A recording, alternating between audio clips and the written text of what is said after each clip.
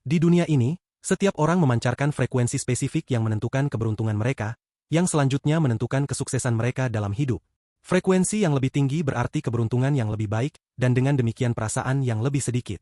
Film dimulai saat kita melihat beberapa siswa berdiri dalam satu baris, masing-masing memegang satu apel hijau. Marie Curie Fortune, seorang gadis muda yang cerdas, adalah salah satu siswa dalam barisan itu. Siswa di belakangnya menjatuhkan apelnya, dan dia dengan sangat tenang mengembalikannya kepadanya. Adegan kemudian beralih ke siswa yang duduk di meja. Mereka bersiap untuk ujian dan guru mereka memberi mereka instruksi untuk mulai mengerjakan. Tepat pada saat itu, semua siswa mengenakan penutup mata masing-masing dan mulai mengerjakan tes.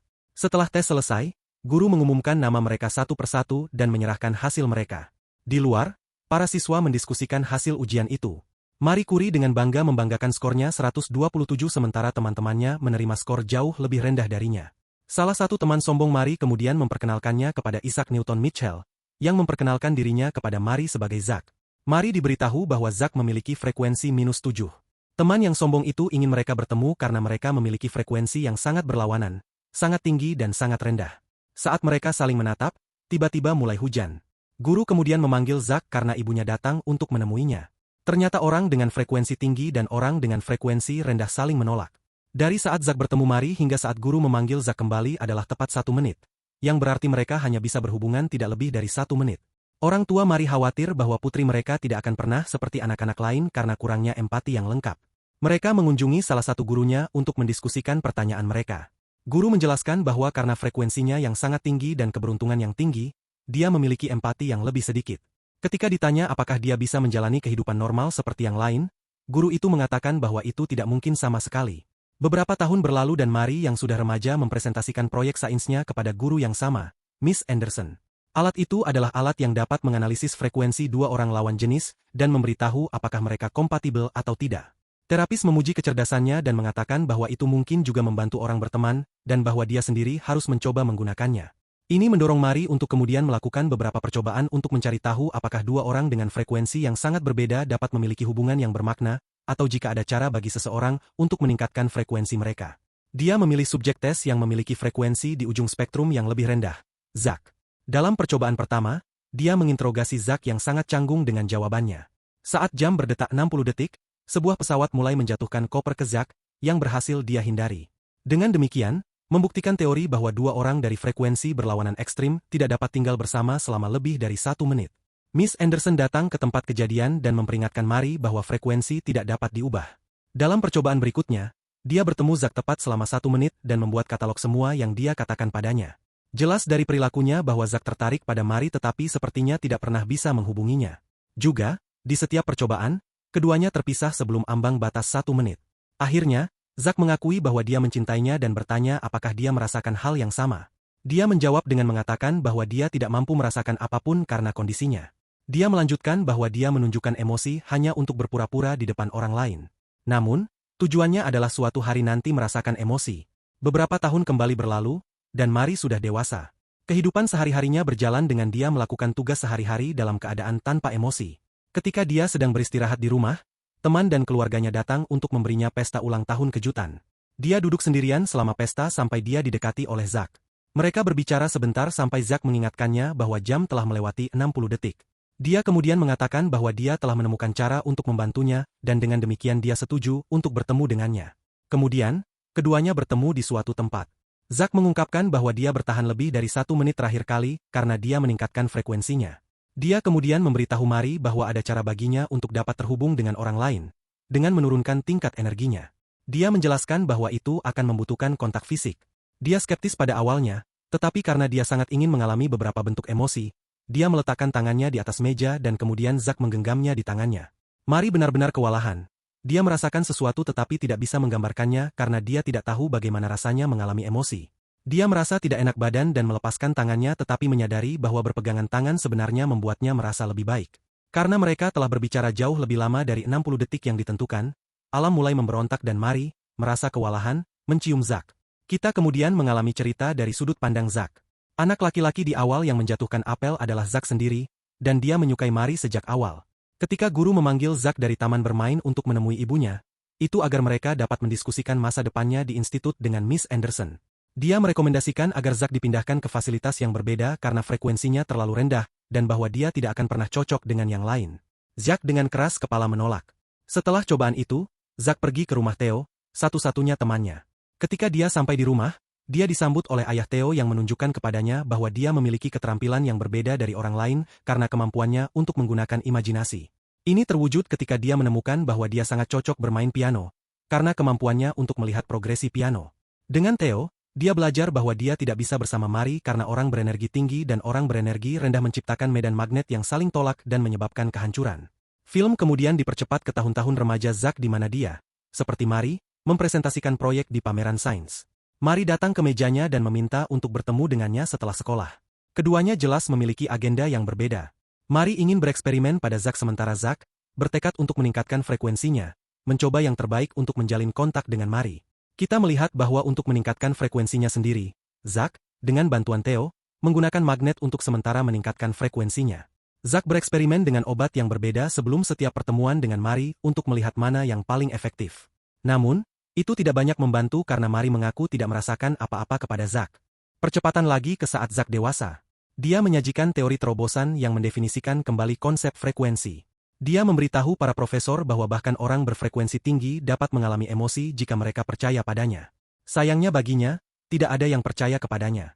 Zack kembali bertemu dengan Theo untuk mencari cara untuk meningkatkan frekuensinya. Mereka bereksperimen dengan senyawa yang berbeda tetapi secara tak terduga menyadari bahwa gelombang suara tertentu dapat meningkatkan frekuensi untuk waktu yang singkat. Untuk menguji hipotesis ini, dia dikirim oleh Theo untuk bertemu Mari di pesta ulang tahunnya. Saat berangkat, Theo memberinya perangkat dengan kata kode untuk mengaktifkan gelombang suara, sehingga memberinya waktu tambahan 5 detik lebih banyak kali ini. Selama percakapan mereka, dia juga mengenakan mikrofon di mana dia bisa mendengar Theo memberinya kata-kata baru.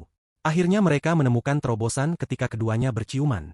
Keintiman memiliki efek mengurangi frekuensi Mari dan meredam pemberontakan alam. Pasangan itu kemudian bercinta untuk pertama kalinya. Sepanjang waktu ini, Zack terus mendapatkan kata-kata rahasia di perangkatnya, yang memperpanjang waktunya dengan Mari. Mereka mulai menghabiskan lebih banyak waktu bersama.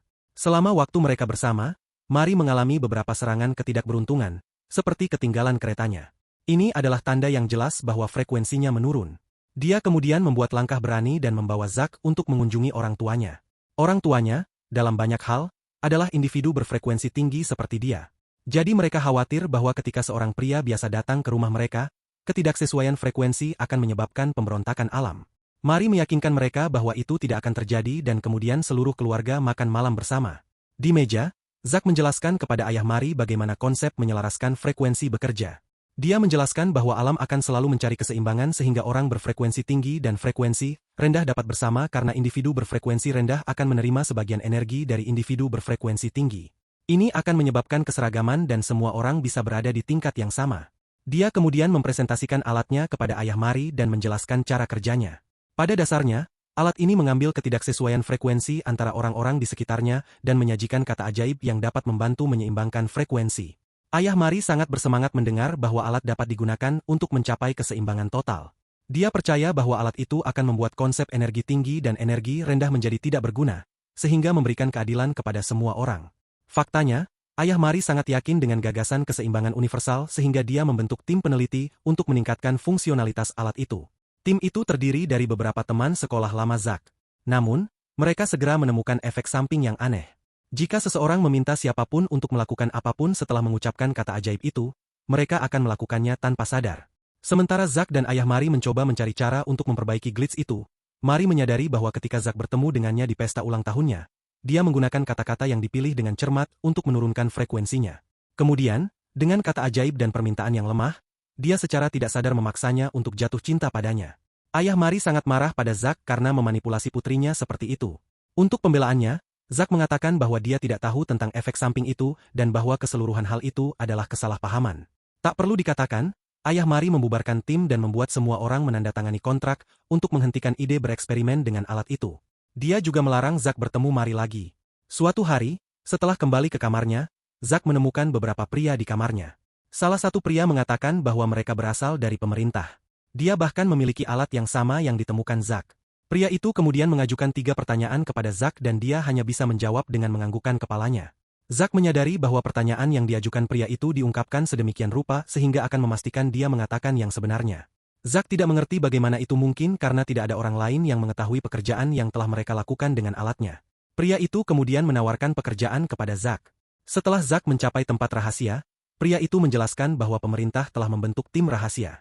Dia menekankan bahwa tim perlu menetralisir ancaman, yang dikenal sebagai manual, yang merupakan nama yang diberikan untuk alat generator ajaib.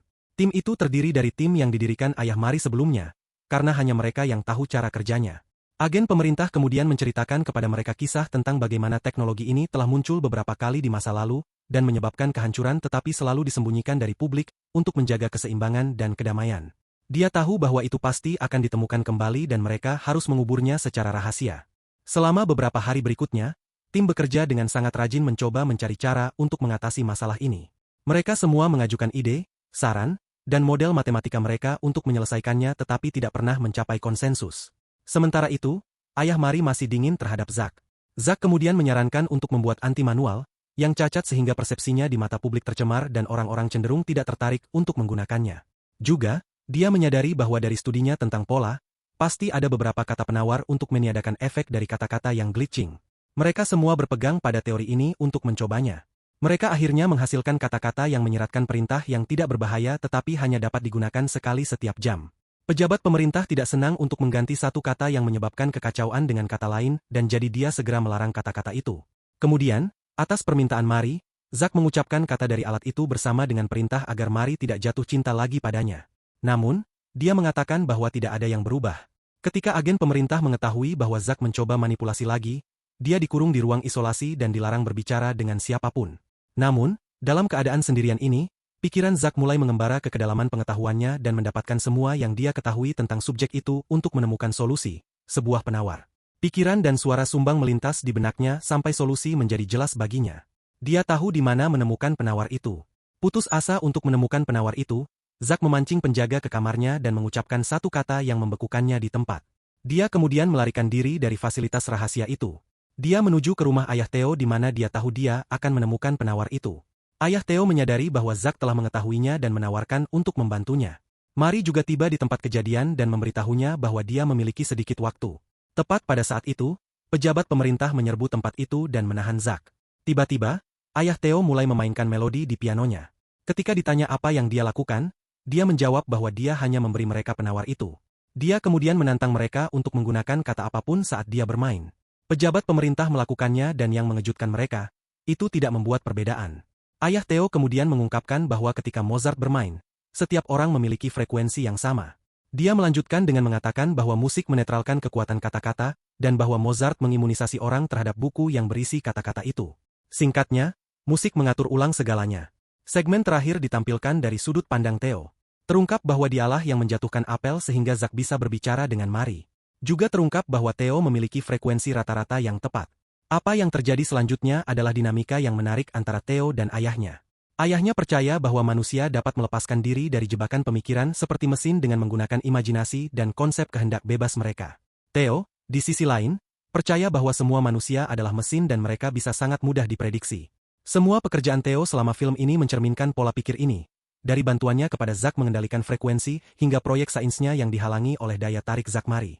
Di tempat lain, Mari dan Zack bersama dan mendapatkan hasil mereka kembali dari dokter, yang memberi mereka dosis Mozart, Bach, dan Pachelbel sebagai obat.